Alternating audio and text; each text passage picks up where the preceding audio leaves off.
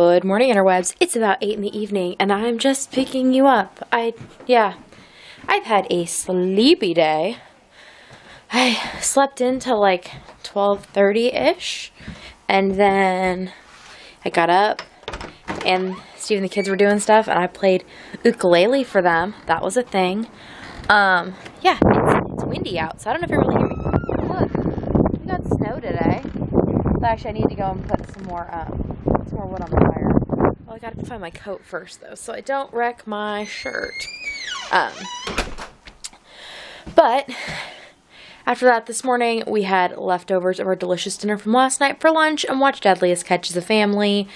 And then I fell asleep in my chair, and Steve went to bed, and the kids went and played video games for like an hour while I slept. Then I woke up, and they watched Shrek, and I'm just getting dinner around. And I've been working on my cogitation, which is just a little slow going. It's actually kind of back to normal speed, but I was just pooped. But yeah, with the trip home. Oh, I guess I should tell you. So my trip home, I haven't got a chance to talk about it yet. I'm going to set you down right here, and I'll tell you about it. Then I'll go finish putting our sandwiches on plates. So, I had planned to leave my dad's house at 12:30, I think, with the intent I'd leave at 1, knowing that my train did not leave till 10 after 6, so I could at the latest leave like 1:30. Well, I ended up pulling out on the main street from his house at 2.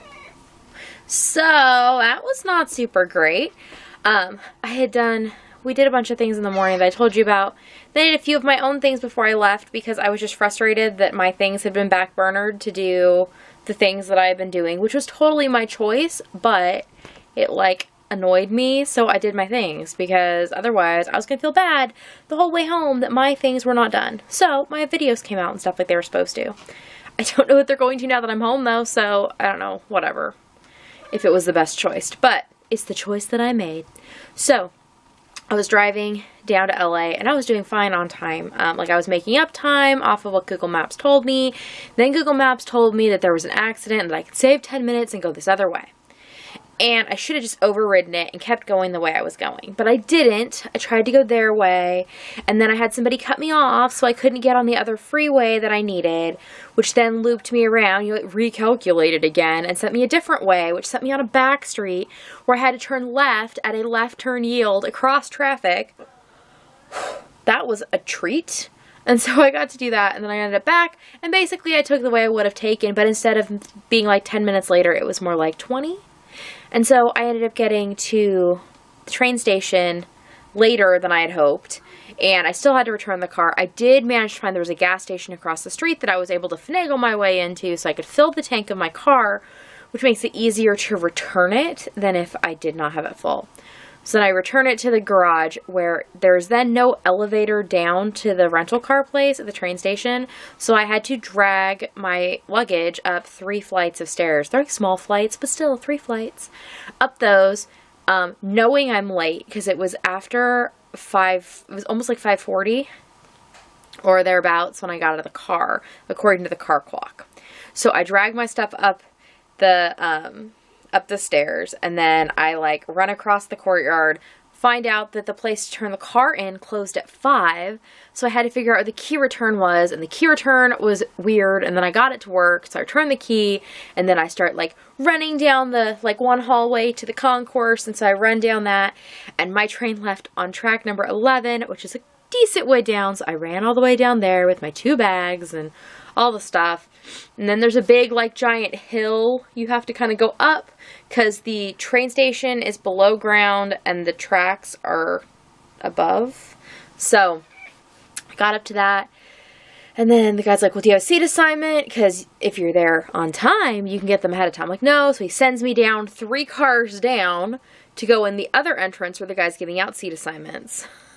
I was just like, oh my goodness. And by the time I got on the train, I was totally out of breath, and I was hot and peeling off my layers because I had on extra layers because, the stuff that I didn't want to have to carry, I was wearing, so I had arms. So I was very hot and very tired by the time I got on the train. It took me a while to like calm down and catch my breath because, you know, I'd been worried for like the last hour and a half that I was gonna miss my train, but I did it and I got on it and all was well. Then our train ended up being 2 hours delayed overall, one section because the traffic signals were out and they had to manually cross us across them, and then some more because of high winds. But needless to say, I arrived back in Kansas, and then yesterday I floated on adrenaline all day. And today the adrenaline has run out. So I have just been, yeah, the crash of adrenaline is totally a thing. So I'm crashing pretty hard. But I have things I would like to get done, and I will get done. Just my pace and my concept of time is also so messed up. Like, there's like sunny time and not sunny time, and it does not correlate with the things on the clock in my world. And the numbers on the clock don't correlate with when I'm hungry, tired, or anything. So eventually I know that I will recalibrate to being in Kansas. It also did not help. So I was in the weather I was at my dad's, which was kind of like cool but warm. Then I get home yesterday and it was so hot. I was wearing short sleeves and a short skirt, and it was like, it was so miserable to sleep in the morning because it was so warm in my room. And then today it is very cold again and snowing, obviously, as I showed you. So we've had the fire back on, and I mean, I was glad I didn't miss it. I was kind of worried I missed the last fire of the year, and that would have made me sad. Funny thing with the last fire of the year is you never know it's the last one until afterwards, and you just don't light anymore, and you're like, oh, that was the last one. I'm kind of sad all summer, and then it's like, oh, it's the first one again. Anyways, okay, I'm gonna go and finish plating everybody's dinner, and then we're gonna eat. Well, I don't think anybody's super hungry because we had such a big lunch, because we had those leftover pork chops from last night, and they were very good. But now we're gonna eat peanut butter and jelly sandwiches, which is usually like a treat to my kids because we don't have them a huge amount. Steve got a bunch of clearance bread while I was gone, though, and apparently they've been eating them a bunch while I was gone. I was like, oh, I thought I was being fun. They're like, oh, it's still fun, but no, you're not. You're not special, basically. So we're gonna have those and some apple slices, and that will be dinner. Okay. Oh, and I need to go put wood on the fire. Thanks for reminding me. I'll go do that first, that we're not cold while eating our cold sandwiches.